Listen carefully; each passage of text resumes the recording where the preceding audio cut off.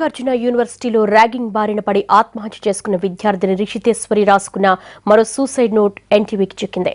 Freshers పార్టీలో సీనియర్లు చేసిన ర్యాగింగ్ కు మానసికంగా సగం చనిపోయారని సూసైడ్ నోట్లో తన బాధనంతా వెళ్లగక్కింది. తనను కొందరు ఇడియట్స్ అసభ్య పదజాలంతో దూషించారని లెటర్లో రాసింది రిషితేశ్వరి.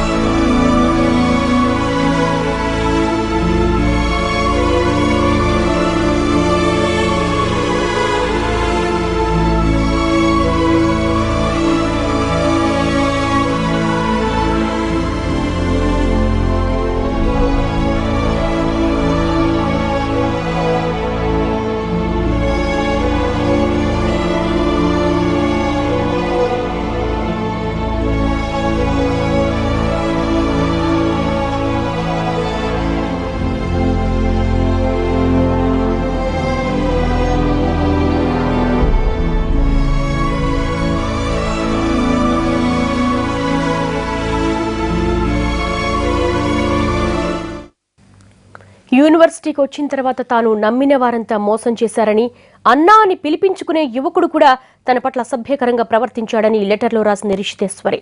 స్నేహితులంతా సూర్యలంక బీచ్కు వెళ్లి ఆటోలో తిరిగొస్తుండగా చాలా పైశాచికంగా వ్యవహరించారని ఆవేదన వ్యక్తం చేసింది. ఓ సీనియర్ విద్యార్థిని తన వివరాలు అన్నిటినీ ఓ విద్యార్థికి చేరవేసేదని, అతన్ని ప్రేమించాలంటూ తనపై ఒత్తిడి చేసేదని లెటర్లో రాసింది.